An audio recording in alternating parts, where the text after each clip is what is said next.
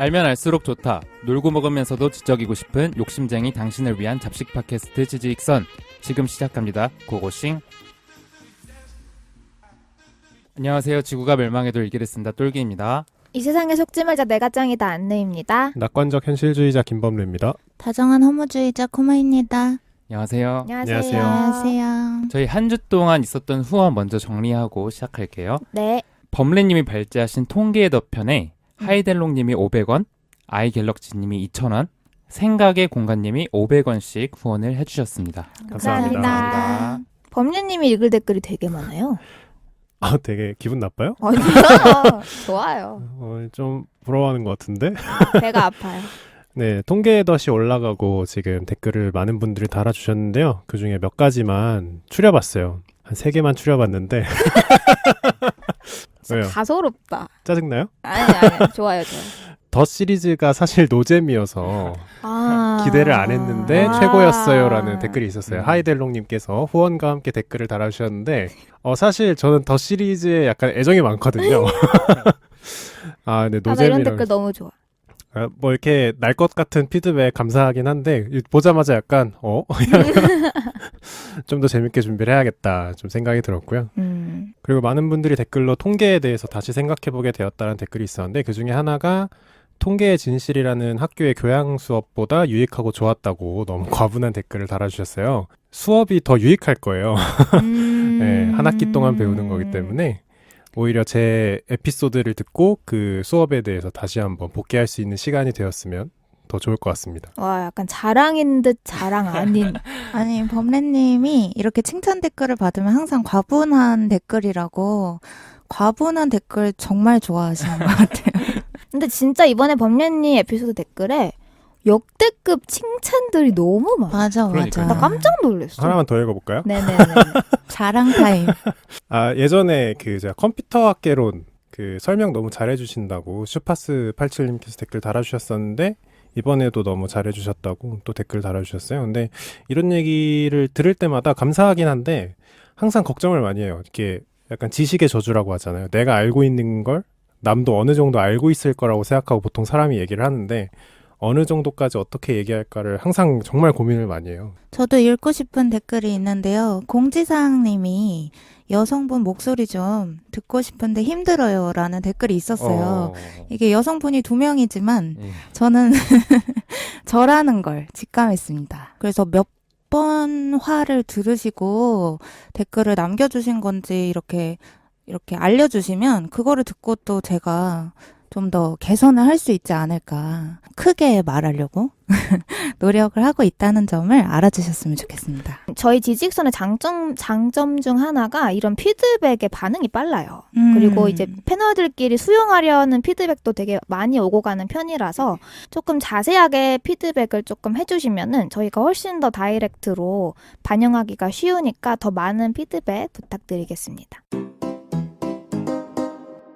자, 그러면 오늘은 제가 발제를 맡았는데요. 오늘 제가 발제할 주제는요. 뭐죠? 에스페란토입니다. 아, 맞다. 이게 맞더라고요. 제목을 보고 이제 청취자분들이 네. 들어오시겠지만 도저히 뭔지 모르는 상태로 들어오신 분이 많을 것 같아요. 이게 도대체 뭐람? 하면서 클릭하실 오타인가? 것 같아요. 에스페란토는 언어예요, 언어. 사람이 만든 언어고, 우리가 이거를 전 세계가 같이 쓰는 거를 목표로 해보자. 그런 이념을 가지고, 지금 현재까지도 좀 계속 확장하고 있는 언어인데요. 오늘 이거에 대해서 제가 발제를 하게 된 이유는 제가 워낙 좀 외국어에 대해서 관심이 많아요. 영어뿐만 아니라 스페인어나 뭐 이런 일본어나 좀 언어들을 잘하진 못하지만 꾸준히 연습하려고 노력을 하는데 그런 외국어에 대한 관심이 이 좀 에스페란토라는 다소 생소한 언어로까지 이어지더라고요. 그래서 이거에 대해서 좀 제가 다른 청취자분들, 패널분들하고도 공유를 하면 좋겠다라는 생각이 들어서 가져와 봤고요. 그리고 이 에스페란토가 그냥 단순히 새로운 언어가 아니라 이 에스페란토를 만드신 분이 여기에 담으려고 했던 가치가 있습니다. 그런 것들도 또 가치가 있을 것 같아서 오늘 또 라임 같이 또 라임 같이 얘기를 한번 해볼게요. 에스페란토는 사람이 만든 언어예요. 그러겠죠. 아니 그러면 다른 언어는 사람이 안 만들었어?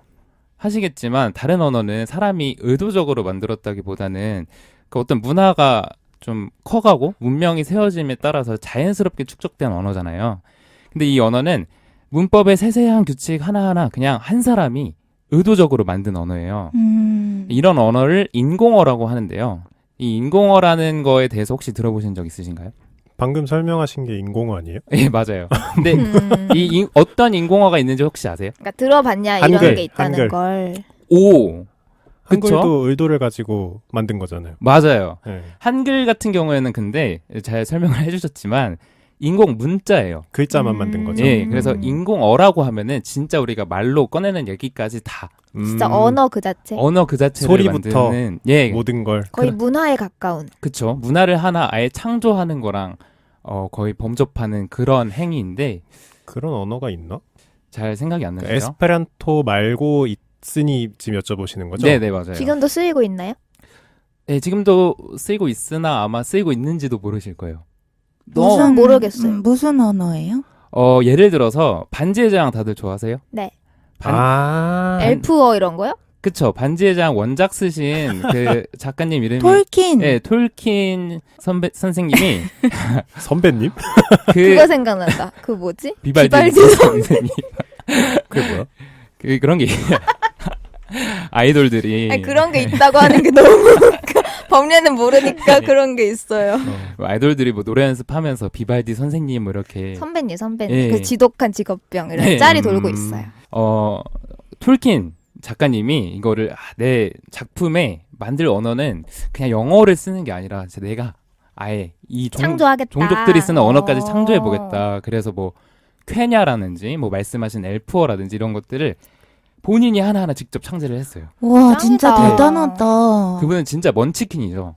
그런 것까지 만들었으니까. 와, 근데 진짜 그게 쩐다. 약간 한글이랑 비슷한 상황 아니에요? 그러니까 한글은 소리는 이미 존재했고 응. 그거를 글자로 옮긴 거고 그분은 소리 언어까지 만든 거죠. 그러니까 우리- 새로운 발음이 있고 막 이런 건가요? 새로운 발음이 있다기보다는 어디에도 아예 없던. 새로운 언어인 거죠. 그쵸. 지금 난 음. 얘기하니까 약간 그런 거 생각. 게임에서 네. 외계 종족들이 쓰는 언어들 맞아요, 그 맞아요. 제작사들이 만든 거잖아요. 맞아요, 맞아요. 뭐 우리 뭐 스타크래프트에서도 뭐 프로토스 언어들 막 나오잖아요. 그러니까요. 우린 못 알아듣는 언어들. 근데 이제 표기법도 다 따로 있고 네. 자기들끼리 그걸로 의사소통도 하고 뭐 음. 그런 거 얘기하는 것 같아요. 네, 그런- 창작물에 나오는 언어들. 창작물에 서브컬처에 자주 나오는 것들이 있어요. 근데 서브컬처 말고 실제 우리 세상에서 또 이 인공어를 만들려는 시도들은 굉장히 많았어요. 뭐 그중에 예를 일단 하나 들면은 라틴어 있잖아요. 네. 그럼 라틴어 배워보신 적 있으세요? 아니요. 수학하면서 조금씩 배우죠. 그 수학하면서 네. 배워요? 그 뭐 오메가, 알파, 베타. 그거는 그리스어. 아 그래요? 예. 라틴어는 뭐지 그러면? 라틴 숫자. 라틴 숫자가 있죠. 저희가 그 시계 같은 클래식한 시계 같은 데 주로 쓰이는. 그거 로마자 아니에요? 근데 로마자가 아마 라틴 숫자랑 비슷할 거예요. 근데 이렇게 하다 잠깐만 보니까 머릿속에 저도- 로마자, 네. 그리스어, 라틴어가 지금 짬뽕되고 있어. 저도 말하다 보니까 헷갈려요. 근데 이거 발제뜻 내가 한번 했었는데 나도 까먹었어. 네, 저희가 라틴. 알고 있는 어떤 언어가 라틴 아메리카 언어예요. 그래서 그게 같은 거라 그랬어요. 라틴 아메리카 말고. 라틴어 그 옛날 고대 라틴어 말하는 거죠? 네네. 그 라틴이 라틴 아메리카 라틴이라던데? 그건 맞는데 라틴 아메리카는 한참 후에 일이니까 음. 그 로마 숫자랑 겹치는 시기가 맞는 맞는 것 거 같아요. 같은데? 그러니까 뭔지는 알 것 같아요. 대부분 네. 우리가 알고 있는 단어들 중에 라틴 계열에서 온 뭐 단어들이 많다 그런 건 많이 봤던 것 같아요. 그렇죠. 뭐 진이는 한번 뭐 댓글로 한번 따져보죠. 근데 그 라틴어가 사실은 뭐 저도 배운 적이 없어요. 뭐 배워보려고 했는데 우리나라에 뭐 그거를 소개해주시는 교수님들도 계시고 그런데 이게 어떤 문법적인 불규칙성을 갖고 있는지만 듣고 그냥 지레 포기를 했거든요. 어마어마하게 많은 변화가 있어요. 동사 하나에도. 그래서 그런 거를 굴절이라고 하거든요. 언어에서. 그러니까 이 동사가 어떤 시제에 따라 쓰이느냐 아니면 주어의 성이 뭐냐 주어가 단수냐 복수냐 이런 걸로 영어도 사실 나뉘잖아요. 근데 라틴어는 이게 훨씬 많이 복잡하게 나눠진다고 합니다. 그래서 중세 유럽에서 이거 라틴어 너무 배우기 어렵다. 그러니까 평민들이 교육을 잘 받지 못하는 사람들은 못 배우는 언어다 해서 이 굴절성을 없애버려요. 비굴절 라틴어라 그래서 라틴어를 더 쉽게 만들면 사람들이 교회도 더 잘 다니고 성경도 더 잘 읽고 이런 식으로 해서 인공어를 만들려는 시도가 있었는데 이거는 안타깝게도 그렇게 했음에도 불구하고 그 비굴절 라틴어는 여전히 어려워서 도태가 되고 갑니다. 그래서 뭐 이런 식으로 쭉 시간이 흘러가다가 1800년대에 다시 인공어를 좀 만들어보자라는 시도가 활발하게 일어나거든요. 어디에서? 유럽에서 특히 활발하게 일어나요. 근데 제가 뭐 좀 읽어본 논문에서는 유럽이 보통 전쟁을 굉장히 치열하게 하잖아요. 그래서 언어를 우리가 좀 같이 쓰면은 전쟁도 덜 하지 않을까 뭐 이런 생각에서 인공어라는 걸 만들어서 우리 다 같이 쓰는 언어를 한번 만들어보자라는 시도가 있었다고 합니다. 그 중에서 조금 이렇게 성공적이었던 게 독일에서 요한 마틴 슐레이어라는 신부님이 만든 볼라픽이라는 언어가 나오는데 이거는 전성기 때 한 10만 명. 근데 왜 사호가 됐지? 왜 이게 사화가 됐냐면요. 이걸 만드신 신부님이요. 내가 볼라픽 만들어서 한 10만 명까지 했어. 뭐 스타트업으로 치면 진짜 어마어마한 성장이잖아요. 그러니까 이건 내 거야. 다른 사람들은 이걸 편집하지도 말고 간섭하지도 말고 이건 내 사유재산이야. 이렇게 해서 고인물이 된 거죠. 좀 폐쇄적으로 운영을 했나 보네요. 예, 완전히 폐쇄적으로 운영을 했어요. 그래서 10만 명, 전성기 땐 10만 명이 쓰던 언어가 지금 한 10명, 20명 정도가 이 볼라픽을 쓰는 위키에서 활동을 하고 있다고 합니다. 10명? 위키가 따로 있어요? 근데 볼라픽만을 쓰는 위키가 또 따로 있어요. 대단하다. 그래서 이런 볼라픽의 단점, 좀 언어는 계속 시간이 갈수록 변하기 마련인데 이거를 좀 수정을 같이 해줄 필요가 있다. 이런 단점을 보완해서 나온 후배가 에스페란토입니다. 그럼 얘는 언제 나온 거예요? 에스페란토는 1887년도에 나왔고요. 이것도 되게 오래됐네요. 되게 오래됐어요. 볼라픽은 그보다 한 10년 정도 앞서서 나왔습니다. 그럼 얘도 독일인가요? 에스페란토 같은 경우에는 폴란드예요. 근데 그냥 폴란드가 아니라 폴란드 사람도 살고 러시아 사람도 살고 뭐 독일 사람도 살고 유태인도 살고 약간 짬뽕이 되어 있는 뭐 지금으로 치면은 뭐 어디라고 할까요? 이태원? 뉴욕? 이태원 정도, 뉴욕 정도? 뭐 그런 다양한 인종들이 사는 도시에서 안과 의사였던 자메노프 박사님이 그분은 어느 나라 사람이에요? 이분은 폴란드 사람입니다. 이분은 폴란드 사람인데 또 이제 유태인 혈통을 가지고 계시는 분이에요. 다양한 언어를 쓰는 민족들이 섞여서 사는 마을에서 자라다 보니까 이거 안 되겠다. 이거 너무 다른 언어를 쓰는 사람들끼리는 말도 안 통하고 그러다 보니까 오해도 생기고 이거 모든 인종이 쉽게 배울 수 있는 언어를 내가 하나 만들어 봐야겠다 해서 만든 것이 에스페란토인 겁니다. 여기까지가 대충 에스페란토의 역사예요. 어려울 게 없어요. 에스페란토는 많은 분들이 생소하실 텐데 뜻이 희망하는 사람이라는 뜻이라고 합니다. 뜻이 왜 그렇게 좋아요? 그러니까 예쁘다. 예, 자메노프 박사님 이름에도 호프가 있잖아요. 아하. 의도하신 건지는 모르겠는데 이 언어를 만듦으로써 갈등이 막 처음에 했던 내 고향에 희망이 올 것이다. 그리고 내 마을뿐만 아니라 이 전 유럽 당시에 좀 혼란이 조금 있었는데 그 혼란으로 가득 찬 유럽도 하나로 연결해주는 그런 언어가 될 것이다라는 그러한 희망에서 에스페란토의 뜻을 이렇게 지었고요. 에스페란토 자체가 언어예요.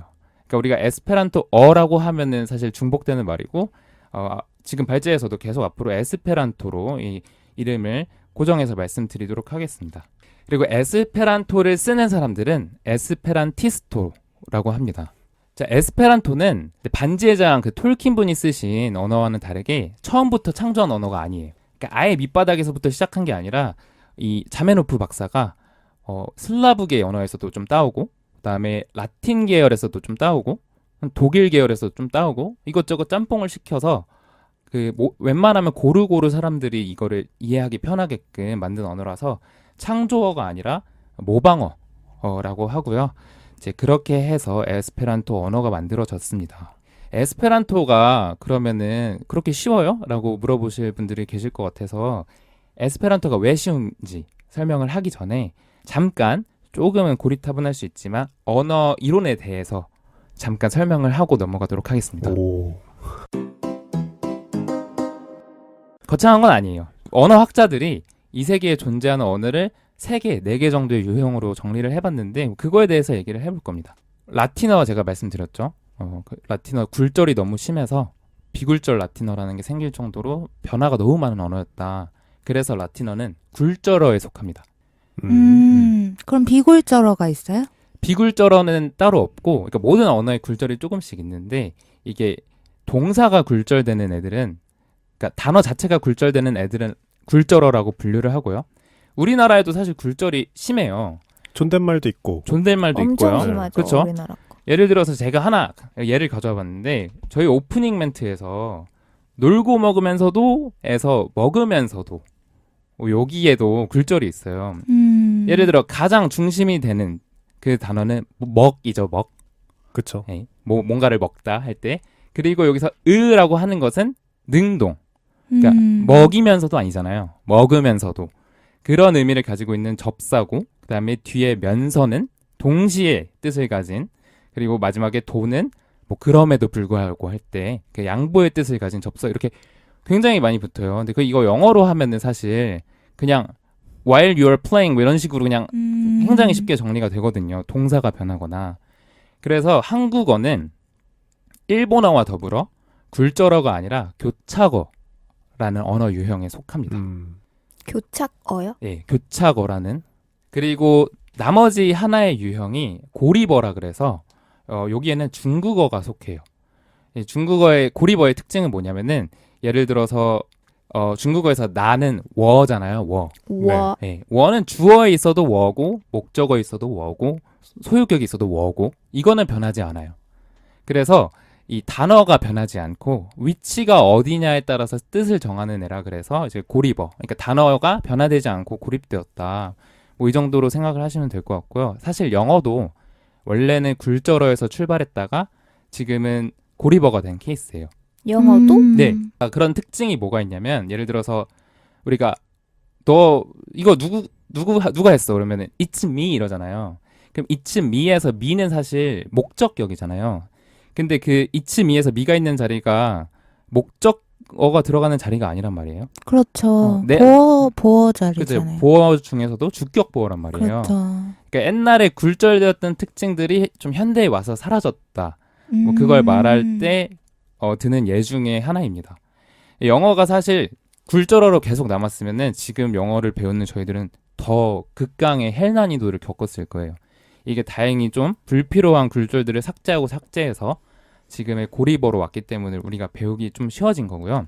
근데 영어가 굴절이 멈춘 거는 알겠는데 네네. 어떻게 고리버로 분류가 되죠? 그러니까 굴절된 건 맞잖아. 그렇죠. 근데 예를 들어서 중국어로 제가 예를 들었을 때 워가 주어 있든 목적어에 있든 안 변한다 그랬잖아요. 네네. 영어에서도 보면은 you 같은 애들은 주어 있든 목적어에 있든 안 변해요. 네.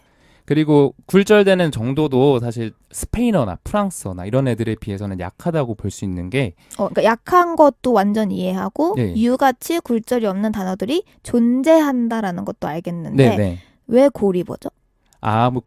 뭐 고리버적 성격을 띠고 있는 굴절하면 굴절어지. 네. 그러니까 약한 굴절하면 약한 굴절이지. 아니 주객전도가 되냐? 중국어랑은 너무 다르잖아. 그냥 어느 정도 굴절이 없으면 고리버로 분류를 설명해봐요, 하는 똘끼님. 거겠죠. 그 굴절 정도가 약한 게 포인트인 것 같아요. 그쵸. 결국에는. 그 정도를 어느 정도로 해서 뭐 고리버라고 분류를 하는 네. 거겠죠.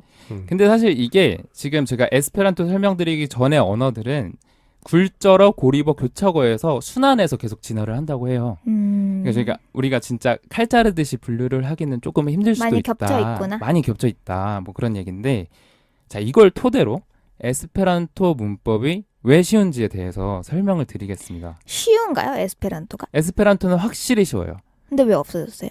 에스페란토는 안 없어졌어요. 이따가 많이 쓰이고 있어요. 설명을 드리겠지만 아주 활발하게 100살이 넘었지만 지금도 커가고 있는 신입입니다. 자, 그래서 에스페란토는 왜 쉽냐면 제가 영어는 굴절어적 성격을 띠고 있는 고리버라고 설명을 드렸어요. 에스페란토는 반대예요. 고리버적 성격을 띠고 있는 굴절어입니다. 굴절의 정도가 아주 약해요. 불규칙이 거의 없어요. 아니 없어요. 그냥 대부분의 언어에서 사실 불규칙이 있는 이유는 말이 먼저 만들어지고 나중에 그 문법이라는 것을 만들었기 때문에 그 문법에 들어가지 않는 애들이 있어서 그런 거거든요. 예를 들어서 지금 우리 영어에서 불규칙으로 변하는 동사 뭐가 있을까요? Write, wrote, written. 와, 바로 나오시네요. 역시 전공자. 또 뭐가 있을까요? Ride, rode, ridden. 예, 그 말씀하셨잖아요. ride 타다. 네, 다른 거예요. 너무 크게 비우는 거 아니에요? 아, 웃겨서. 또 뭐가 있죠? See, saw, seen. 그쵸? 몇 개까지 해야 되는 거예요? 뭐 이 정도까지 할까요? 이제 반대로 규칙적인 거를 우리가 생각해 보면 대부분 좀 음절이 길고 어려운 단어들이거든요. 규칙적인 것들이요? 예. 그냥 과거형에 ed가 붙고 과거 분사에도 ed가 붙는 애들. 네네. 예를 들어서 recognize 뭐 이런 애들 생각하면은 좀 단어가 어렵잖아요, 벌써부터. 그러면서 과거 분사형이 ed가 붙는 규칙적이고. 이게 왜 이렇게 나눠지냐? 일단 불규칙적으로 변하는 애들을 찾아보시면 지금 write랑 ride 예를 들어 주셨는데 굉장히 간단한 동사들이에요. write나 ride 또는 go, put 이런 불규칙적인 애들은 영어가 지금의 독일 지방에서 쓸 때부터 써오던 토박이 언어예요. 근데 우리가 뭐 recognize라든지 우리가 흔히 쓰는 어려운 좀 영어 단어들은 다 영어가 프랑스어에서 빌려온 단어들이거든요. 그러니까 독일어에서 출발한 영어였는데 나중에 프랑스에게 잠시 지배를 당했을 때 이제 위쪽 귀족들이 프랑스어를 자주 쓴다 그래서 어려운 단어를 쓰는 거는 프랑스어로 그리고 좀 쉬운 단어는 옛날부터 우리가 써오던 독일어, 살짝 천박하다, 서민들이 쓰는 언어 이렇게 나눠져요. 그러니까 프랑스어에서 들어올 때는 이제 막 문법이 체제적으로 정비가 되고 있던 시기니까 규칙성을 부여할 수 있었던 거죠. 야, 여기에 ed 붙이는 걸로 하자. 이제부터 새로 들어오는 단어들은 이렇게 할 수 있었는데 근데 나는 put 같은 경우는 지금까지 put 그다음에 go는 go went gone, write wrote written 이런 식으로 입에 달라붙었는데 나 이거 바꾸기 싫어 해서 얘네들은 그냥 그 불규칙으로 굳어진 거예요. 아, 그럼 불규칙 변형하는 동사애들은 약간 상대적으로 더 오래된 애들이다. 더 오래된 애들이다. 그 언어에 좀 더 터줏대감 같은 애들. 근데 에스페란토는 그럴 필요가 없죠. 1880년도에 그냥 만든 사람이 만들 때부터 이 언어에서 이 이전부터 입에 달라붙어 갖고 나 이거 못 바꾸겠다는 사람이 있을 리가 없잖아요. 자기가 만들었는데. 그러니까 모든 동사에, 모든 명사에, 모든 문법에 다 규칙을 부여할 수가 있었던 거예요. 이 자메노프 박사님이. 약간 신생 언어의 장점이네요. 너무나 큰 장점이죠. 그래서 우리가 문법 불규칙적인 거 어쩔 수 없는 거 아니야 라고 하는데 어쩔 수 없는 거 맞는데 사실 언어를 새롭게 만들면은 잊지 않아도 되는 특징인 거예요. 그래서 에스페란토가 굉장히 쉬운 거죠. 실제로 배워보니까 예. 그렇더라고요. 맞아요. 사실 제가 숙제를 좀 내드렸었죠. 네? 저만 몰랐던 숙제가 있었나요? 아느님도 알았던 숙제예요.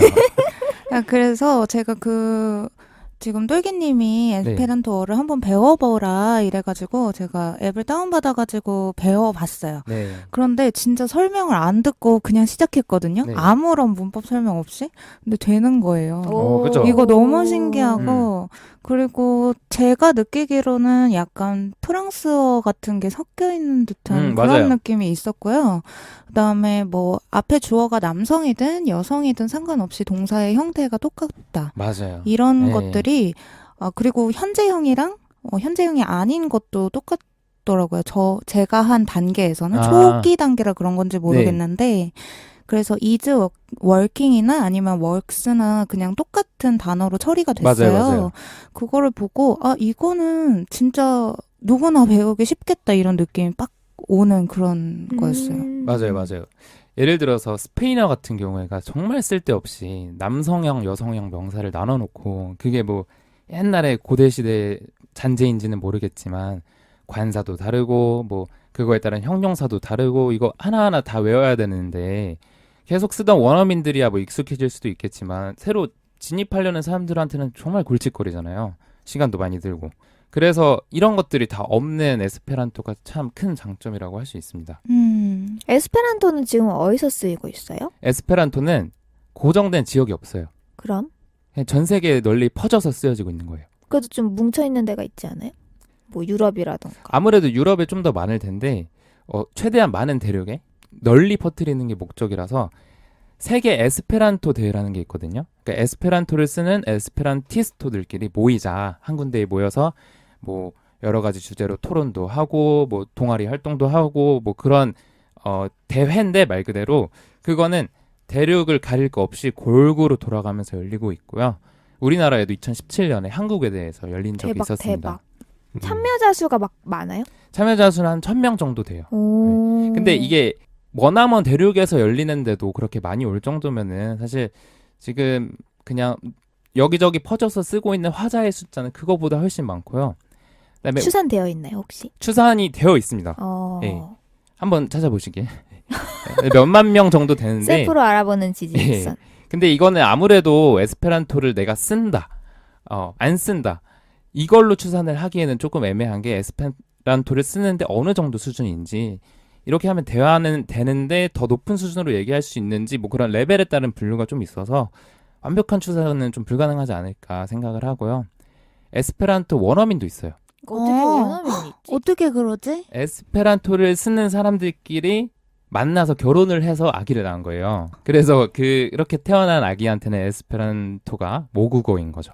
이게 모국어라기보다는 말 그대로 원어민이라는 표현이 더 맞는 거예요. 그쵸, 원어민인 거죠. 그래서 그런 사람들도 한 1000명 정도? 그러니까 에스페란토가 국어인 나라는 없는 거잖아요. 그쵸, 그런 나라는 없어요. 아... 이따가 또 자세히 설명을 드리겠지만 에스페란토가 가진 가치가 어떤 국가에 고정되어 있지 않고 이 전 세계 사람들이 쓰게 하자라는 거라서 어떤 고정된 국가가 있는 것은 아닙니다. 우리가 언어에 대해서 생각을 할 때 이 네. 나라는 이 언어를 쓴다라고 많이 생각을 하잖아요. 네, 그런데 거기에서 벗어나서 언어만 가지고 이렇게 세계 대통합처럼 네. 모든 사람들이 쉽게 이 언어를 쓸 수 있다는 가치에 자기가 초점을 맞춰서 이 에스페란토를 쓰기 시작하는 건가요? 맞아요. 그럼 약간 어쩌면 채식주의 같은 그런 걸 수도 있겠네요. 그러니까 가치에 내가 마음이 있기 때문에 그걸 실현하는 그런 걸 수도 있겠네요. 예, 뭐 물론 그 가치에 초점을 둔 것도 있고요. 이거를 배우면 이득이 되는 부분도 있어요. 뭐 조금만 이따가 자세히 설명을 하겠지만 에스페란토는 사실 말씀하셨듯이 프랑스어에서도 조금 빌려왔고 스페인어에서도 좀 빌려왔고 독일어에서도 좀 빌려왔으니 이 에스페란토를 배우면서 문법적인 장애 없이 쭉쭉쭉쭉 뻗어나가면 그 어휘들은 좀 상당히 많이 습득을 할 수 있거든요. 그러면서 다시 독일어나 스페인어 배울 때는 나 이 어휘 본 적 있어. 우리가 일본어나 중국어 배울 때 다른 외국인보다는 프로세싱이 좀 더 쉬운 것처럼 이 에스페란토를 배우면은 다른 특히 유럽 언어들을 배우는데 좀 마중물이 될 수 있는 그런 장점이 있습니다. 그런 이득 때문에 배우시는 분들도 있어요. 저 궁금한 게 네. 에스페란토가 아니지. 에스페란토 관련 외교관이 있나요? 에스페란토 관련 외교 단체는 있어요. 오. 세계 에스페란토 협회라 그래서 그분들이 외교 활동을 하시는 거죠, 사실. 특정 국가를 위해서가 아니라 뭐 특정 이념이나 이 언어를 위해서. 공식적으로 외교관이다 이렇게 정해진 사람은 없는 걸로 알고 있어요. 근데 저도 그 어플 깔아서 에스페란토 좀 공부해봤는데 제가 느낀 거는 문법은 확실히 없는 것 같은데 네. 어수는 확실히 외국어 같다라는 느낌을 좀 받더라고요. 예. 어순 어떻게 돼요, 근데? 기본 어순. 영어랑 똑같아요. 주어, 동사? SVO 네, SVO. 형태를 가지고 네. 있죠. 그러니까 주어, 동사, 목적어 순. 네. 네. 그리고 약간 좀 뒤로 단계를 넘어가니까 문장이 너무 길어지더라고요. 맞아요. 나열식 언어인 느낌이어서 네, 맞아요. 그러니까 이게 뭔가 수식하거나 수식할 때 짧은 언어로 바뀐다거나 네. 그런 게 하나도 없다 보니까 맞아요. 좀 말을 길게 하면 문장이 계속 늘어나더라고요. 네, 네. 그렇더라고요. 맞아, 그래서 약간 맞아. 이게 한국 사람들은 말을 줄여 말하는 거에 약간 희열을 느끼잖아요. 네, 맞아요. 하고 싶은 말이 많아도 뭔가 한마디로 하고 싶어 하고 그래서 약간 한국 사람한테 좀 안 어울리는 언어일 수도 있겠다. 그러니까 하고 싶은 말이 너무 많은데 네. 이걸로 만약 정말로 내가 대화를 한다고 치면 정말 와다다다다닥 얘기를 해야 될 것 같은 느낌? 그런 게 좀 있더라고요. 저 범리님 말 듣고 딱 생각난 또 생각이 있는데 네. 이 에스페란토라는 게 문화가 없는 언어구나라는 생각이 갑자기 빡 들었어요. 그러니까 해주신다면? 무슨 말이냐면 한국어는 한국 사람들이 문화와 함께 습득한 언어가 국어잖아요. 네, 맞아요. 그래서 예를 들면은 유행어라는 게 있고 네. 우리 전통 문화와 관련된 언어가 생겨나고 그러니까 우리나라 사람들만 알아들을 수 있는 말이 존재하잖아요. 네. 그러니까 한국어를 배운다고 해서 다 알아들을 수는 없는 거지. 근데 에스페란토를 쓰는 사람들은 그러니까 나라에 모여 살지 않는 한 공유하는 문화가 없는 거 아니에요? 그쵸. 사실 지역이라는 게 어떤 언어의 방언이나 이런 걸 형성함에 있어서 굉장히 중요한 부분인데 얼굴을 맞대고 있다는 게 그런 게 없다 보니까 좀 동질감이라든지 야, 나 어제 너 그 어디 사거리에서 그거 일어난 거 봤냐라는 식의 대화는 조금 힘들 수도 있어요. 그런 게 단점이라는 건 아마 이 에스페란티스트들도 아마 인정을 하고 있을 텐데 라디오 방송이나 출판 활동 이런 거는 굉장히 활발하게 하고 있어서 문화가 아예 없다라기보다는 어떤 지역, 물리적인 지리에 기반된 문화가 없다라고 보는 게 좀 더 정확한 것 같아요. 그리고 우리가 언어랑 문화가 접붙여져 있다라고 얘기를 할 때 그게 자연적인 언어 같은 경우에는 막 뒤섞여서 서로 영향을 주고 받겠지만 예. 여기 같은 경우는 에스페란토를 쓰는 사람이 많아지면 많아질수록 거기에 또 문화가 생기고 네, 맞아요. 네, 그러면서 서로 또 바뀌어가는 그런 언어가 될 것 같아요. 그리고 제가 그거를 배워보면서 느꼈던 점은 발음이 정말 쉬웠어요. 맞아요. 네. 그래서 정말 쉬운 언어라고 저는 생각했어요. 진입장벽이 낮아요. 그게 에스페란토를 만드신 자메노프 박사님이 처음부터 추구했던 원리입니다. 박사님 사촌, 박사님 팬클럽 같이. 박사님께서 그 1문자 1발음의 원칙을 수립하고 만들었어요. 궁금하다. 중요하죠, 사실. 봄래님 프랑스어 좀 배워보셨어서 제가 알겠지만 프랑스어는 사실 많이 안 해봤고 네. 중국어 배울 때 진짜 힘들었거든요. 음.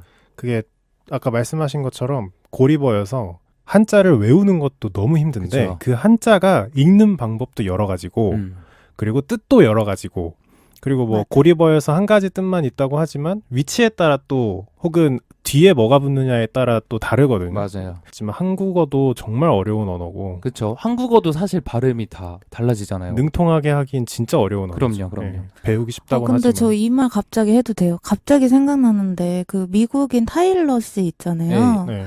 오늘 이제 인터넷 서점에 한국어로 쓰신 책이 떴더라고요. 아, 깜짝아. 그래서 나 진짜 왜 외국인이 한국어로 책을 썼는데 나보다 잘 쓰지? 그래요? 이런 생각이 드는 미리 보기를 읽어봤어요.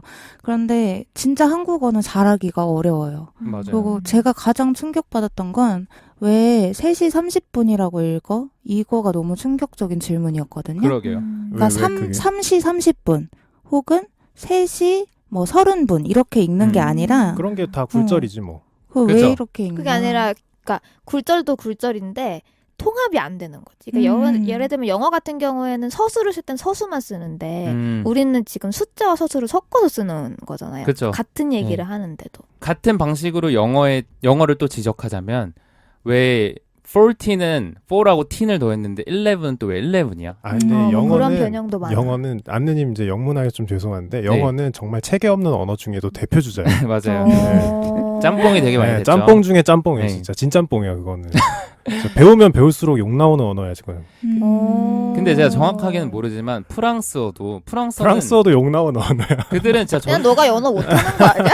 근데 프랑스어를 쓰시는 그 프랑스라는 나라 자체가 자기네 언어에 진짜 전통과 그 자부심이 강하고 자부심이 강해요. 개쩔잖아요 네. 거기. 그럼에도 불구하고 숫자 쓰는 방식이 엉망이더라고요. 엉망이야. 오, 엉망. 이 감당 가능하겠어요? 이 발언? 아 근데 전 세계에 계신 프랑스에서 근데 듣고 계신 이거는 한국 사람도 한글이 어렵다는 걸 인정하듯이 네. 프랑스 분들도 인정할 거예요. 근데 자기들이 걔네는 숫자를 세는 게 이상하다는 자기들이 걸. 어려운 걸 좋아하던데? 그러니까 남들이 쉽게 안 알았으면 하는 그런 그런 자부심이 게 있더라고. 있더라고요. 아, 네. 그래서 우린 영특하다 이 언어를 쓰는 약간 우리들은. 우리는 약간 고등 언어 막 이런 생각 갖고 있는 것 같던데. 근데 뭐 제가 하고 싶었던 얘기는 에스페란토는 네. 발음이 굉장히 쉽다. 맞아요. 궁금해. 네. 들어보고 싶다. 빨리 넘어가 봐요. 아 진입 장벽이 굉장히 낮아요. 그리고 우리가 영어에서 쓰는 어나 언 이런 부정관사도 없고요. 이거 사실 우리가 좀 관사 세상에서 제일 싫어. 그쵸. 진짜로. 몇 가지 혹시 패널분들이 원하시는 문장이 있나 미리 여쭤봤어요. 제가 아무래도 에스페란토 전문가는 아니다 보니까 우선 인사부터 해줘요. 오. 인사요? 응. 네. 살루톤 한번 해줘야지. 아 살루트가 에스페란토야? 네.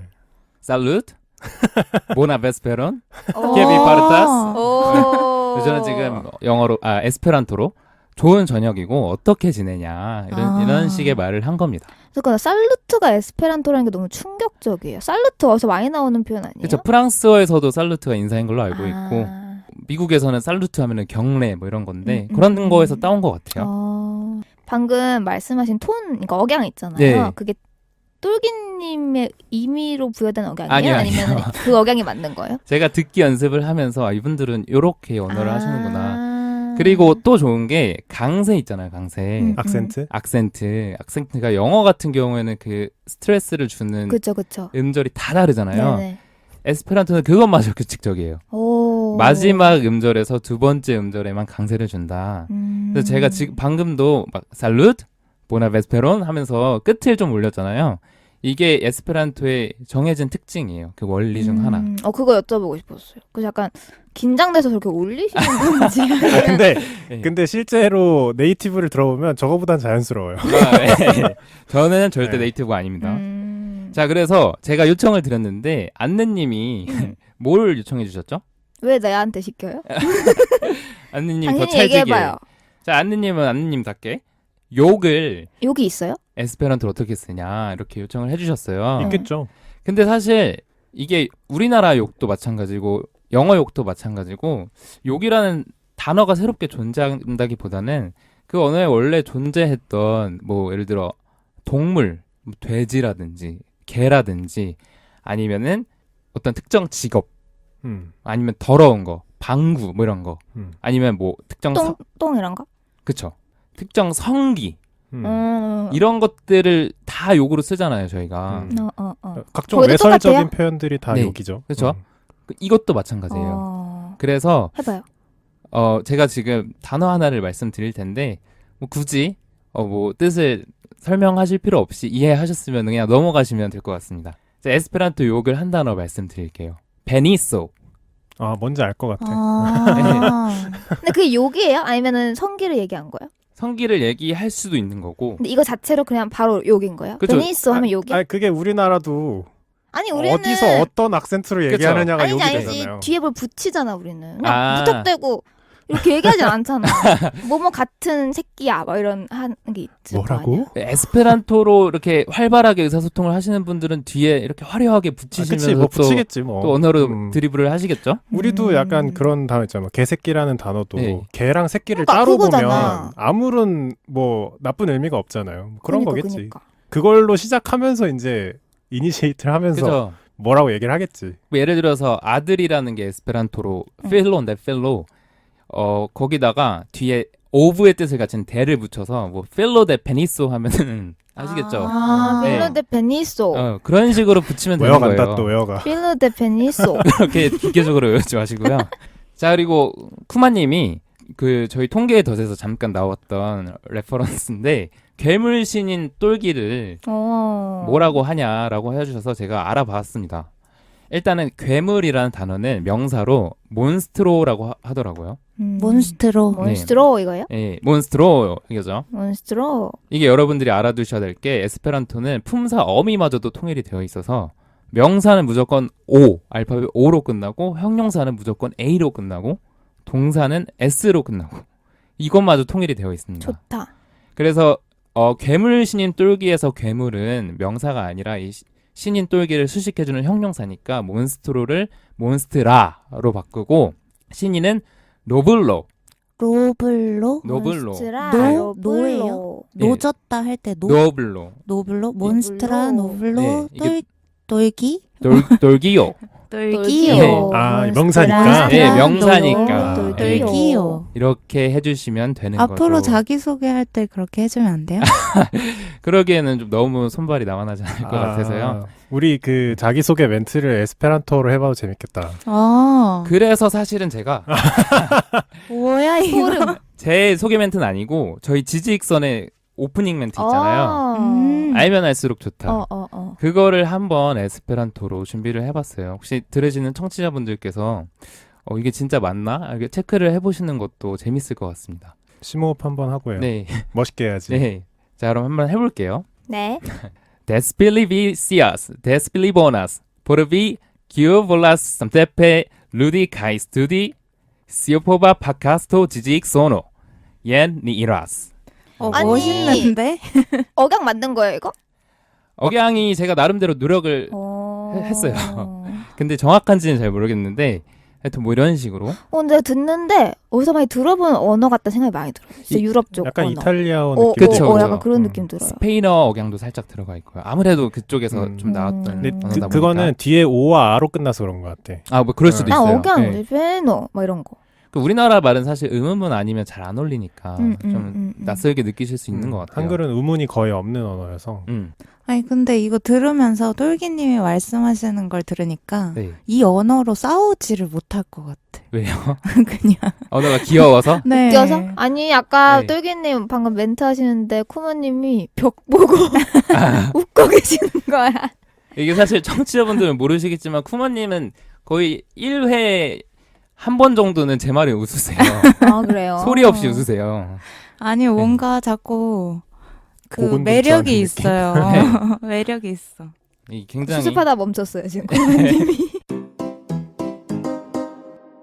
자, 그러면 에스페란토가 뭔지에 대해서는 여기까지 알아봤고요. 이제 본격적으로 아까 저희가 잠깐 나누긴 했지만 에스페란토가 가지고 있는 그 이념에 대해서 좀 얘기를 나눠볼 텐데 이제 그 중에 하나가 국제어라는 점이죠. 네, 에스페란토는 어떤 한 집단이 소유하려고 독점하려고 만든 언어가 아니라 전 세계 사람들이 쓰는 걸 목표로 하자 그렇게 만든 언어라서 그거에 대해서 좀 알아볼 겁니다. 근데 그것도 어느 정도 소기의 목표를 달성한 것 같은 게 네. 제가 구글 번역기에서 찾아봤는데 네네. 에스페란토가 있더라고요. 오. 그러니까 번역 대상 언어에. 네. 그래서 지금 궁금하신 분들은 한국어 입력하고 에스페란토를 그 목적어로 설정하면 그게 번역이 돼요. 맞아요. 사실 네. 에스페란토가 이미 한국은 잘 모르겠어요. 근데 뭐 특히 서양권에서는 좀 많이 그들만의 커뮤니티도 있고 활발하게 쓰여지고 있는 언어인 것 같아요. 저 궁금한 게 그 표기가 알파벳으로 되나요? 네, 알파벳을 써요. 알파벳인데 오. 약간 알파벳인데 막 모자 쓰고 있거나 점 쓰고 있는 그런 애도 있잖아요. 맞아요. 그런 거 맞아요. 조금 네. 포함돼 네. 있어요. 아 진짜? 대신에 막 스페인어처럼 같은 N인데 모자의 모양이 다르다던가 그렇게 다양화되어 있지 않고 그럼 걔네는 당연히 그러니까 소리어겠네요? 아, 예, 그렇죠. 한글처럼. 예. 그렇죠. 영어처럼. 알파벳에 기반을 뒀으니까 뭐 한자 같은 그런 표의 문자가 아니라 소리어, 표현 문자죠. 그래서 국제어로서의 에스페란토를 좀 알아볼 텐데 사실 1887년에 만들었다고 제가 말씀드렸잖아요. 이게 자메노프 박사가 안과 의사기도 했고 나름 그 지역에서 네트워크가 있으셨던 분인지라 금방 성장을 합니다. 아주 폭증적으로 그렇게 확장을 해서 1920년대에는 국제연맹, 유엔의 전신이죠. 국제연맹에 야, 이거 에스페란토 슬슬 국제어로 인정하자라는 움직임이 있을 정도로 이미 그때 굉장한 인기를 누리게 됩니다. 제가 갑자기 궁금해진 건데 네. 지금 에스페란토를 들으면 들을수록 저희 왜 어렸을 때 약간 국뽕 아이템 하나 중에 뭐가 있냐면 한글이 그렇게 쉽고 아, 맞아요. 배우기가 네. 좋아서 문맹 국가에 한글이 유통된다더라. 음, 이런 아, 국뽕 맞아. 이야기를 네. 제가 많이 들었는데 사실은 잘 몰라요. 팩트인지는. 실제로 수출돼서 그러니까 언어는 다른데 쓰는 법을 수출한 거죠. 저도 한글을? 그렇게 알고 있어요. 그러니까 그 이념에 되게 딱 맞는 언어라는 생각이 좀 들어요. 계속 설명 들을수록. 한글이요? 아니요. 에스페란토. 아, 그쵸. 한글도 사실은 세종대왕님이 야, 백성들아, 좀 말 쉽게 배워서 너네도 좀 깨우쳐라. 그러고 우리 다 같이 똑똑해지자. 이런 약간 애민 정신에서 출발을 했잖아요. 에스페란토도 마찬가지인 거죠. 다 같이 좀 쉽게 배우자. 그래서 궁금한 건 그게 진행되고 있나요? 아, 수출하자? 그러니까 실제로 수출이 돼서 문맹 국가에 전달이 되고 실제로 문맹률을 낮추는 데 도움을 하고 있나요? 아, 이게 문맹 국가를 타겟팅해서 그런 이 포어 활동을 하고 있는지는 잘 모르겠으나 이 전 세계적으로 네트워크는 굉장히 짱짱합니다. 그러니까 라디오도 활발하게 하고 있고 잡지도 정말 활발하게 출간을 하고 있고요. 강의 같은 경우에도 우리나라에서 명동에 위치해 있어요. 에스페란토 문화원이 와우. 거기 위치했는데 굉장히 저렴한 가격으로 강의를 하고 있는 걸 보면은 사실 에스페란토가 어떤 돈을 벌기 위해서 가르치려고 하는 건 아닌 것 같고 널리 퍼뜨리는 데 초점을 맞추고 있는 것 같긴 해요. 자, 그렇게 해서 1920년대에 그렇게까지 인기를 누렸었는데 이 에스페란토가 좀 탄압을 받아요. 이 자메노프 박사는 제가 유태인이라고 말씀을 드렸는데 그러다 보니까 히틀러한테는 이거 유태인의 언어다. 이렇게 눈총을 받아서 탄압을 받고 또 러시아랑 가까이 있었거든요. 그 당시 자메노프 박사가 근거했던 지역이. 러시아에서는 2차 세계대전 후에 스탈린에게도 역시 이거 너무 민족 해방 뭐 이런 거 좀 마음에 안 들었을 거잖아요. 당연히 독재자였으니까. 그래서 또 탄압하고 뭐 이런 식의 사실 좀 순환의 역사를 갖게 됩니다. 자, 에스페란토는 우리나라에서는 어땠느냐? 우리나라에서 최초로 에스페란토를 배우신 분은 누구일까요? 퀴즈. 어떻게 아, 뭐 성함 세 글자를 얘기해야 되나요? 세 글자가 아닐 수도 있죠. 아니, 너무 막막하다. 힌트를 좀 주세요. 유명한 사람인가 보죠? 어우, 굉장히 유명해요. 살아계세요? 죽어 계세요. 죽어 계세요. 네, 지금은 위인이에요? 좀 논란이 있죠. 그 연도를 얘기해줘요. 흥성대원군. 아니에요. 흥선대원군이 세국 정책인데 그분은 그 세국의 상징께서 일본도 싫어하시던 분인데. 대략 1900년도 초반. 대통령이에요? 초반? 그러면은 1900년도 초반이요. 식민지 시절인데. 식민지는 좀 전에. 논란이 좀 전에? 있다고? 그러니까 병합은 안 됐는데 네. 점점 들어오고 일제 있을 때? 식민 침탈이 심화되어 가고 있을 때. 강화도 조약 그거예요? 즈음에서 그 뭐라고? 고종? 친일파예요? 고종이에요. 아유, 오디오 겹쳤잖아. 맞췄는데. 극적인 순간이 아싸. 탄생하지 못했습니다. 마지막 그 약간 이제 침략 전에 고군분투하시던. 맞아요. 그래서 고종이 에스페란토라는 언어가 있다는 걸 듣고 야, 뭐라고? 이게 이게 그런 지금 어떤 연기하신 거예요? 이게 민족의 근데 리얼했어. 민족의 해방 뭐 이런 걸 이념으로 가지고 있는 언어라고. 야, 나도 배워볼게. 그래갖고 배웁니다. 나도 배워볼게. 이렇게 써요. 그래서 고종 황제께서 음. 실제로 이 언어를 굉장히 즐기면서 익히셨다고 합니다. 진짜. 예, 근데 고종 황제께서는 다른 일로 많이 바쁘셨으니까 아마 이 그쵸. 학습을 계속 하신 취미로 지는- 하신 거 아니실까? 취미도 있는데 나름의 국가 수반으로서의 어떤 책임감도 좀 있었던 것 같아요. 근데 그 이후에도 저희가 좀 알 수 있는 그 나비 학자 석주명이라고 우와. 아세요? 와, 그분을 아세요? 아니 저도 이거 연구하면서 조사하면서 알게 된. 근데 석주명은 가끔 우리가 나비 하면은 좀 유명한 분인데. 조선의 팝으로 어. 이래갖고 어. 좀 알지 않나요? 네. 위인전도 있고 그런데. 그죠, 저 위인전도 성함은 있어요. 들어본 것 같은데. 네, 최소 한 번쯤은 들어봤어요. 왜 그렇게 놀란 거예요, 쿠마는? 나만 알고 있는 그런 사람 이런 거 아니야? 약간 홍대병 같은 건가? 너무 적절해. 아니, 제가 그 석조명 평전 쓰신 분이랑 한번 옛날에 그 만났구나. 책을 이렇게 작업을 한 적이 있어서. 그래요? 이건 또 새로운 사실이네. 그래서 너무나 네. 놀랐습니다. 아니 근데 범례님이 홍대병이 뭔지 아세요? 나 이게 더 놀라운데? 진행하시죠. 네네. 그리고 벽초 홍명희 가장 유명하신 작품으로는 임꺽정. 그럼- 쓰셨다고? 네, 임꺽정을? 임꺽정 소설을 쓰신 뭐 영화, 드라마? 소설이요.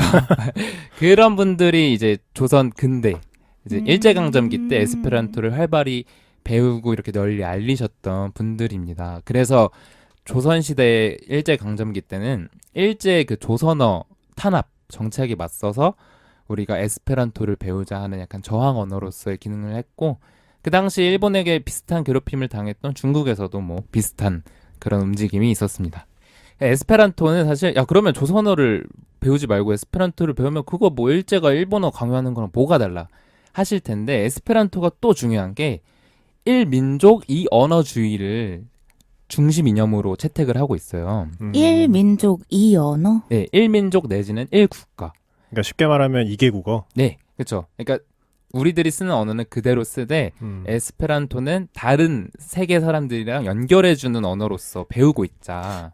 약간 인도가 그렇다고 하더라고요. 인도가 너무 넓고 민족이 네. 다양해서 자기 민족끼린 자기 민족어를 쓰고 다른 민족이나 다른 지방에 갔을 땐 영어를 쓴다 그러더라고요. 맞아요. 근데 또 인도 사람들은 다 영어를 알고 있어서 네. 의사소통하는데 또 문제가 없고 약간 그런 모습인 것 같네요. 예, 그래 중국도 비슷하죠. 중국이 그렇죠. 예. 그 만다린 보통어라고 하는 것도 사실 홍콩에서는 광둥어를 더 많이 쓰는데, 이제 소통이 가능하려면 보통어를 써야 되니까 그 중국이라는 거대한 나라에서는 공용어가 되는 거죠.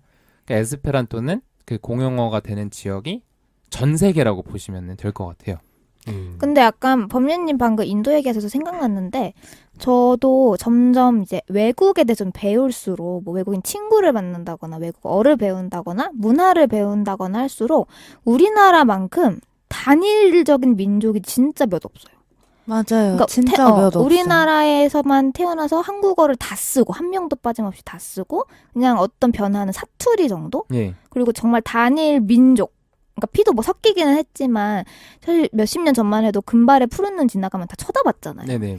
그러니까 그런 폐쇄적인 나라 중 하나더라고요, 우리가. 이거 제가 이따가 말씀드리려고 했는데 음. 정말 공감을 하는 게 우리나라가 다문화주의라는 어떤 개념에 있어서 가장 취약한 나라라고 하더라고요. 실제로 연구를 했을 때 얼마 전에 블랙핑크 뮤직비디오에서 그 인도 신 중에 하나인 가네샤 집어넣었다가 되게 논란이 돼서 인도 팬분들이 그렇게 화가 나셨대요. 우리의 신앙을 어떻게 그렇게 맘대로 오브제로 활용을 하느냐. 그래서 블랙핑크 소속사 측에서 그거를 바로 내렸다고 했는데 그게 뭐 블랙핑크의 잘못이겠어요? 뭐 소속사의 잘못도 저는 딱히 아니라고 봐요. 우리 중 누가 가네샤라는 그 코끼리 신을 뮤직비디오에 집어넣은 게 그렇게 큰일이야라고 생각하는 사람 없잖아요. 다만 인도 팬들은 그렇게 생각할 거라는 거를 이해했던 사람이 없었던 거죠. 그 약간 그냥 미국에서 그 뭐죠? 일장기 말고 우길승천기 옷을 입고 다니고 그쵸, 막 무대에 그쵸. 서고 막 그런 느낌인 것 같은데. 근데 미국은 그래도 우리나라에 대해서는 좀 무지하지만 그래도 그나마 다양한 문화를 좀 알고 있지 않을까. 근데 그런 문화를 열어주는 열쇠 중에 하나가 저는 언어라고 생각을 하는데 우리나라는 너무 영어를 배워야 출세, 영어 유치원. 요거의 약간 일방적인 모습이라서 다문화주의가 좀 들어오기 좀 어려운 부분이 거기서 기인하지 않았나. 근데 영어만 배우게 한다라는 거가 원인이라기보다는 네. 그거조차도 그건 무지에서 오는 결과인 것 같아요. 아, 영어를 배우는 정책. 영어만 배우게 하는 그 그런 문화 정책조차도. 자체도 모르니까. 잘. 네. 근데 이거에 대해서 얘기하기에는 사실 정보가 부족한 것 같기도 한 게 사실 대한민국이라는 반도 자체가 굉장히 고립되어 있는 지형을 가지고 있고 네. 옆에는 중국이고 또 다른 옆에는 일본 있고 이래서 사실 서양 언어를 접할 기회가 제가 보기엔 일본이나 중국에 비해 더 없었던 것 같아요. 맞아요. 사실 중국은 교역 중심에 있던 나라고 네. 일본도 약간 메이지 유신 거치면서 굉장히 개방적으로 서구 문물을 받아들인 나라인데 맞아요. 이게 약간 역사적으로 그런 의미가 있는 것 같기도 해요. 지금까지 저희가 느끼고 있는 뭔가 금발의 푸른 눈을 가진 사람을 밥 먹고 있으면 쳐다보는 그런 것도 역사적인 뭔가 흐름 안에 있는 거있지 않을까? 우리나라의 특성이라 생각을 해요. 뭐 좋고 나쁘다의 문제가 아니라. 그러니까 뭔가 좋고 나쁘다, 우리가 무지하다, 아니면 영어를 배워야만 한다는 강박이 있다 이런 게 우리가 지금 잘못하고 있어라기보다는 우리도 그 역사의 큰 흐름 안에 있는 것 같아요. 지금. 근데 저는 약간 무지하다라는 말도 나쁘다고 생각 안 하는 게 진짜 모르는데 어떻게 해요? 라는 입장이 저는 좀 강한 것 같아요. 그러니까 저는 그걸 이겨내야 되는 흐름이라고 봐요. 아, 배우는 게 더 좋다? 지지익선? 그쵸, 알면 알수록 좋다. 그러니까 우리가 모르는 게 우리가 진짜 막 죽일 놈이고 그런 건 아니지만 알았으면 이제 거기서 그 알을 깨고 나오려는 시도를 해야 한다. 근데 그런 거의 출발이 사실 언어라고 생각을 해서 제가 뭐 이따가 그런 주제도 좀 가져와 봤었거든요. 사실 근데 우리나라에서 에스페란토가 꽤 그래도 도입이 되고 있어요, 많이. 예를 들어서 에스페란토라는 그 언어를 브랜드 이름으로 쓰는데 대표적인 데가 어디 있냐면 아마스빈. 뭐야? 처음 들어봤어. 버블티 브랜드 있잖아요. 거기서 에스페란토를 브랜드로 아마스빈이라는 그 네이밍 자체가 에스페란토. 예. 아마스가 사랑한다라는 그 동사고요. 그리고 V가 너인데 거기에 그 목적어에 붙인 n을 붙여서 빈이 됐어요. I love you구나. 네, 그래서 I love you라는 뜻이 되는 거죠. 그리고 네이버 번역기 뭐 있죠? 파파고? 파파고가 에스페란토로 앵무새라는 뜻입니다. 우와, 너무 신기해요. 귀여워. 우리나라도 사실 에스페란토라는 게 좀 생소하니까 있어 보이기도 해서 그런 건지는 모르겠지만 이 언어를, 낯선 언어를 점점 더 받아들이고 있는 그런 추세인 것 같고 이거 외에도 자기 기관이 평화다, 희망이다 이런 상징을 내세우고 싶다 하면은 그 엠블렘이나 로고에 에스페란토를 쓰는 그런 기관들이 늘어나고 있습니다. 근데 정작 파파고에는 에스페란토어 번역을 지원하진 않네요. 파파고에 사실 지원하는 언어가 굉장히 많이 없죠. 그래서 파파고에서 앵무새 본 것 같아. 파파고 앵무새 있죠, 로고에. 아니 앱 아이콘이 앵무새잖아요. 자, 그래서 그러면 에스페란토는 국제어가 될 수 있냐? 근데 그거는 아직까지는 부정적인 시각이 좀 많아요. 왜요? 영어 때문에요. 영어가 너무 힘이 막강해서? 영어가 너무 막강해서. 그쵸. 저도 이거 에스페란토어가 이제 국제 공용어가 될 수 있느냐라는 질문을 좀 생각을 해봤는데 오기 전에 어려울 것 같은 게 약간 달러 같은 느낌인 것 같아요. 사실 달러가 기축통화로 이제 전 세계 공용으로 쓰이잖아요. 어딜 가도 약간 구매력이 있는 화폐잖아요. 근데 그게 달러가 뭔가 특이한 특징이 있거나 뭐 그게 뭐 우월해서가 집회가 아니라 이쁘다거나 뭐 우월하다거나 그런 게 전혀 없지만 너무 많이 사용되고 있어서 어떻게 뭐 뒤집을 수가 없잖아요. 이제 와서 맞아요. 그런 느낌인 것 같아요. 영어도 음. 너무나도 당연하게 뭐 국제 공용어라고 하면서 네. 배우고 그리고 실제로 뭐 세계 기구에서 회의를 대부분 영어로 진행을 그쵸. 하고 그래서 그 흐름을 뒤집으려면 뭔가 정말 계기가 있지 않는 이상 맞아. 쉽지 않을 것 같아요. 맞아요. 쉽지 않을 것 그 같아요. 영어를 제2외국어로 사용하는 거 우리나라도 제2외국어로 영어를 사용하죠. 네. 그런 나라들까지 다 포함하면 전 세계 인구의 3분의 1 정도가 영어를 오. 사용할 수 있다고 해요. 어마어마하네요, 진짜. 그러니까 더듬더듬 얘기하는 거 포함하면 제2외국어로 배운 음. 나라까지 포함해서.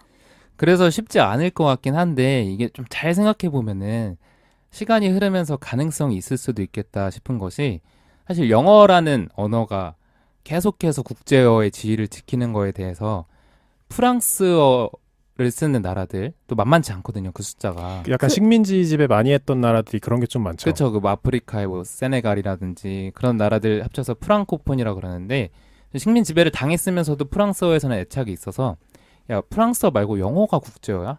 안 돼. 연기하시는 거예요? 네. 그리고 발연기를 해요. 중국어를 쓰는 사람들도 되게 많잖아요. 중국어도 많죠. 인구가 너무 많다 거기는. 그렇죠. 중국어도 야, 영어 좀 그런데 해서 영어의 국제어 지위에 조금 반기를 드는 사람들이 있어요. 아 근데 그렇게 반기를 네. 들고 프랑스어든 중국어든 그 언어를 공용화시키고 싶은 거지 네. 에스페란토를 공용화 싶은 게 아니잖아요. 그 안에서는 우리나라 말을 공용화시키는 것까지는 힘들어도 영어에 좀 너무 강력한 지위를 조금만 내려놓게 하자. 영어가 국제어가 되면서 그렇게 배우기 쉬운 언어도 아닌데 좀 소모되는 비용이 많다. 차라리 에스페란토를 좀 내세우자라는 움직임도 있고요. 그리고 좀 잘 생각을 해보면 이거는 좀 조금 사짜 느낌이 있는 건데 영어권 화자보다 스페인어권 화자가 앞으로 더 많이 늘어날 확률이 높아요. 그게 왜 그러냐면 스페인어권에는 가톨릭이 영어권의 가톨릭보다 훨씬 많거든요. 가톨릭을 이제 들으시는 분들 중에 믿으시는 분들도 있어서 좀 조심스럽지만 피임이나 낙태 이런 것들에 대해서 굉장히 보수적인 데라서 실제로 미국에서 연구 결과로 가톨릭 종교를 믿는 사람들이 굉장히 확산세를 보이는 게 그런 원인이 있다고 합니다. 아 그런 이유에서 스페인어를 쓰는 사람들이 더 늘어날 것이다. 네, 스페인어 사람들이 더 늘고 그럴수록 영어의 지위는 좀 움츠러들 수 있고요. 그렇게 생긴 어떤 공간을 에스페란토가 비집고 들어갈 수도 있지 않나. 그러니까 인구에 비례한다고 생각하는 거죠? 쓰는 그쵸. 사람이 늘어난다는 네. 거죠. 근데 저도 외국어 배우는 거 되게 좋아하는데 뭘 배울까 했을 때 주변에서 스페인어 배우는 분들이 진짜 많아요. 스페인어 추천 많이 하죠. 맞아. 추천도 많이 받고. 스페인어도 엄청 많이 쓰잖아요. 되게 많이 여기서. 쓰죠. 네. 유럽에서는 되게 많이 쓰인다고 해서. 남미는 거의 다 쓰고. 남미는 네. 브라질이랑 수리남 빼고는 다 네. 쓰는 걸로 알고 있어요. 뭐 그런 식으로 한다면 에스페란토에게도 기회가 있지 않을까라고 생각을 하는 게 있고요. 무엇보다 에스페란토는 아까부터 계속 언급을 했지만 배우기가 정말 쉽잖아요. 스페인어를 추천하시는 분들이 많다고 하지만 막상 배워보면은 그렇게 어렵진 않아요. 근데 여전히 어려워요. 다른 나라 언어니까. 에스페란토가 훨씬 더 쉬운 난이도를 가지고 있단 말이에요. 이게 실험으로 나온 게 뭐였냐면 스페인어는 아니고 프랑스어인데 프랑스어랑 에스페란토를 두고 그냥 랜덤한 나라에서 야 너네 한 9살 정도 되는 애들 데리고 한 달 정도 교육을 시켰다고 합니다. 근데 프랑스어에 비해서 에스페란토가 특정 수준에 오르는 시간이 60시간으로 약 4분의 1 정도 덜 걸렸다고 해요. 그러니까 확실히 문법적인 단순함이 이 언어를 익히는 시간을 줄여주는 건 맞아요. 그럼 그게 무엇을 의미하냐? 이게 좀 더 많은 사람들에게 평등하게 다가갈 수 있는 언어다. 예를 들어 영어 같은 경우에는 사실 그렇게 평등하지 않아요. 우리나라에서도 심지어. 돈 많은 사람들이 영어 유치원 좀 다니면서 더 쉽게 배울 수 있는 언어기도 하고. 근데 에스페란토는 그거보다는 조금 더 평등하게 많은 사람들이 배울 수 있는 언어가 될 것이다. 라는 의미에서 이 에스페란토를 쉽게 만든 이유도 있는 것 같아요. 자, 그리고 에스페란토를 국제어로 좀 만들고 싶다는데 아니 그러면 이미 국제어 지위를 가지고 있는 영어는 안 돼? 라고 이렇게 지적을 제기하는 사람들에게 이 에스페란토를 미는 사람들은 뭐라고 말을 하냐면요. 영어는 정치적으로 중립적이지 않다. 영어는 좀 미국이라는 강대국의 입김도 있고 이미 미국, 캐나다, 영국 이런 나라들의 원어민은 이미 그 태어나면서부터 영어라는 강점을 가지고 태어나는데 그게 아니라 제3언어권, 뭐 동남아시아라든지 아니면은 아프리카라든지 중동이라든지 나라들은 그 영어를 익히는데 훨씬 더 많은 시간이 걸린다. 거기서 이 언어라는 운동장에서는 이게 좀 기울어졌다. 그래서 에스페란토가 그거를 대체하는 게 맞고, 그리고 에스페란토는 어떤 특정 나라가 소유하고 있는 언어가 아니기 때문에 정치적으로 중립을 지키기가 좀 더 수월하다라는 지적이 있습니다. 근데 그것도 약간 서구적인 생각 아닌가요? 그렇죠? 에스페란토도 사실 어떻게 보면 네. 서유럽 국가의 약간 언어들을 혹은 동유럽 조금 포함해서 네. 차용해서 만든 언어라 했잖아요. 네. 그러면 어떻게든 그쪽 사람들이 배우기가 좀 더 수월해질 텐데 그건 또 너무 서구적인 생각인 것 같아요. 사실 동아시아로 올수록 접하기 힘든 단어들이잖아요. 맞아요. 네. 근데 사실 에스페란토가 고리버적 성격을 띠고 있다 그러잖아요. 그래서 중국어를 배우는 사람한테도 약간 그게 더 유리하다. 다른 굴절어들보단. 그런 지적이 있고, 그리고 우리가 그렇다고 해서 밸런스를 맞추기 위해서 어떤 한자 문화권의 언어를 차용을 하기엔 한자 언어 자체가 조금 배우기에 너무 비효율적인 언어라서 그러니까 지금 존재하는 언어 중에 최선이고 그나마 중립이고 그런 거죠. 그리고 그 자리에 올릴 언어는 너 거 내 거도 아니었으면 좋겠다 이런 느낌인 것 같아요. 맞아요. 자, 그래서 궁극적으로 에스페란토를 통해 하고 싶은 거는 이 에스페란토를 전 세계 모든 사람들이 쓰면은 지금 우리 내전도 되게 많고 뭐 국가 간에 아니면 동맹 간의 알력 다툼도 되게 많고 뭐 군비 경쟁도 있고 그러잖아요. 언어가 다르면서 생기는 문제다. 언어가 같으면은 그런 갈등들이 좀 줄어들 거다. 그래서 에스페란토를 만국 공용어로 추진을 하자라는 그런 움직임이 있습니다. 그 움직임이 의미가 있을 만큼 큰가요? 아니면 쓰는 사람들이 그냥 이상적으로 주장하는 것 같아요? 우리가 더 지켜봐야 할 것 같은데요. 이게 뭐 저나 아니면 에스페란토 협회에 계신 분들이 이런 식으로 알리려는 활동을 많이 하면 할수록 그런 움직임은 진짜 더 가까워질 것 같고요. 저는 이 말이 좀 일리가 있다고 보는 게, 예를 들어서 근대 이전에는 우리가 적으로 간주하는 대상이 종교가 다른 대상이었던 경우가 많다고 해요. 예를 들어 십자군 전쟁이라든지 뭐 마녀 사냥이라든지 종교가 다르거나 혹시 조금 결이 어긋난다 싶으면 적으로 간주하고 죽이면서 폭력이 생겨나는 경우가 많았는데, 근데 이후부터는 언어가 다를 때, 예를 들어 1차 세계대전의 양상이나 2차 세계대전의 영국, 독일 양상 이런 거 봤을 때 언어가 다른 나라들에게서 갈등이 더 많이 일어난다. 그래서 이 언어를 에스페란토라는 희망의 언어라는 언어로 하나로 통일을 시키면은 우리들의 사고방식에도 조금 변화가 있을 수 있고, 그리고 일단은 무슨 일이 생겼을 때 야 통역사 불러 하면서 협상을 하는 게 아니라 우리가 단번에 소통할 수 있는 언어가 생긴다면 갈등이 줄어들 여지가 크지 않을까. 그런 움직임에 기반한 언어라고 보시면 될 것 같아요. 네, 그래서 지금까지 에스페란토라는 언어에 대해서 에스페란토가 가진 인공어적, 그 문법이 쉬운 그런 측면하고 만국 공용어라는 측면, 그리고 가지고 있는 이념에 대해서 한번 이야기를 나눠봤는데, 굉장히 말씀들을 중간중간에도 많이 해주셨지만 또 다 듣고 나서 어떠셨는지 궁금하네요. 되게 흥미롭게 들었어요. 그리고 단위의 기원부터 시작을 해서 똘기님이 계속해서 얘기하고 계시는 평등이라는 맞아요. 개념에 대해서 뭔가 이렇게 평등에 대해서 많이 생각하고 노력하는 사람들이 있다. 그리고 이것에 대해서 우리는 계속해서 생각해야 한다라는 것들이 굉장히 잘 보이고 마음에 와닿아서 좋았고요. 그리고 사실 언어라는 거는 굉장히 중요한 거예요. 우리나라 언어 얘기할 때 그냥이라고 한다거나 아니면 뭐 제기랄이라고 했을 때 우리가 받게 되는 그런 느낌들이 있잖아요. 그런 말을 누가 쓰나요? 그만 해주세요. 제기랄 이렇게. 드래곤볼 만화에서 봤던 것 같은데. 얘기를 그런 언어, 내가 가지고 있는 국가의 언어를 유지하면서 이렇게 평등한 언어를 내가 또 하나를 사용해서 하겠다라는 취지가 굉장히 좋고, 사실 언어가 똑같다고 해서 뭐 전쟁이 덜 일어날 것이다라는 거는 저는 좀 동의하기가 힘들어요. 같은 한국인이더라도 말이 안 통하는 경우가 굉장히 많잖아요. 그럼에도 불구하고 이 언어가 가지고 있는 어떤 굉장히 소중한 가치는 뭐냐면 언어가 없는 사람들에게 언어를 줄 수 있는 굉장히 중요한 수단이라는 것 같아요.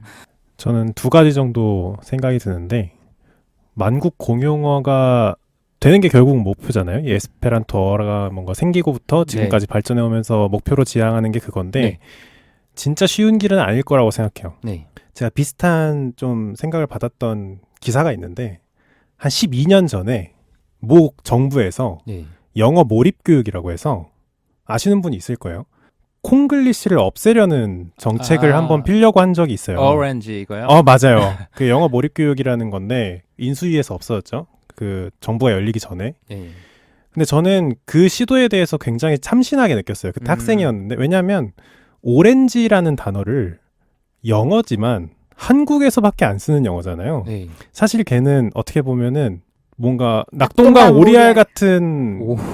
존재인데 그런 단어를 없애고 오렌지를 앞으로는 어린지, 그러니까 진짜로 한글로 어린지라고 쓰는 거예요. 그렇게 쓰면은 네. 나중에 외국인이랑 소통할 때도 더 잘 될 거고 여러모로 이점이 있다라고 해서 폈는데 뭐 굉장히 욕을 많이 먹고 없어진 조롱을 정책이긴 많이 해요. 받았죠. 근데 저는 개인적으로 굉장히 참신하고 굉장히 좋은 시도였다고 생각하는 건 언어의 장벽을 없애려고 하는 시도 자체는 굉장히 좋다고 생각을 했어요. 물론 학생 때 느꼈던 거지만 근데 그거를 반대하고 없어진 이유가 조롱 때문이기도 하지만 한국어로 굳어진 오렌지도 그 자체로 의미가 있고 그 자체로 가치가 있다라고 주장하는 약간 그 한국어를 사랑하는 분들의 약간 목소리가 있었어요. 네네. 사실 그런 얘기를 들으면 그것도 사실 맞는 말이거든요.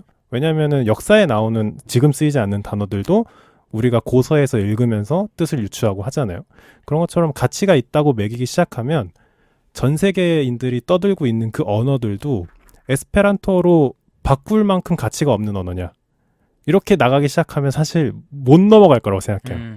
그래서 제가 보기에는 처음부터 만국 공통어로 가야겠다는 목표를 잡는 것보다는 뭐 유엔이나 네. 아니면 세계 기구가 홈페이지에 들어가면 언어를 고르잖아요. 네. 거기에 에스페란토어를 껴넣기 시작하고 네. 그러니까 약간 확대를 먼저 하고 처음부터 이건 만국 공통어가 될 언어야. 이러고 시작해버리면 반감이 너무 클 것 같아요. 그쵸. 예. 저는 좀 짧게 얘기를 하면 똘기님 발제 듣고 이 언어를 배우고 싶다라는 욕구가 굉장히 크게 들었고 저는 이 에스페란토가 만국 공용어가 됐으면 좋겠어요.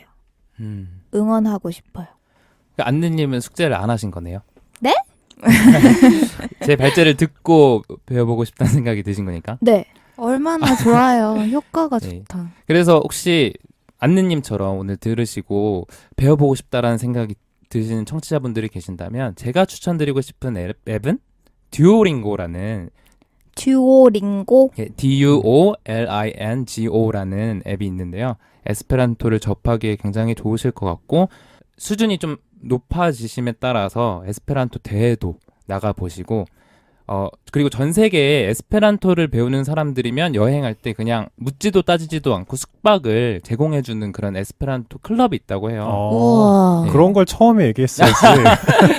그래서 여행하면서 다른 나라에서 온 갑자기 모티베이션이 확 되는데? 다른 문화의 에스페란토 화자들과도 이렇게 소통해보면서 다른 나라 문화를 좀 즐겨보면 어떨지 그런 생각이 듭니다. 오늘 발제 들어주셔서 감사하고요. 다음번에 또 더 좋은 발제로 찾아뵙도록 하겠습니다. 감사합니다. 감사합니다. 감사합니다. 감사합니다.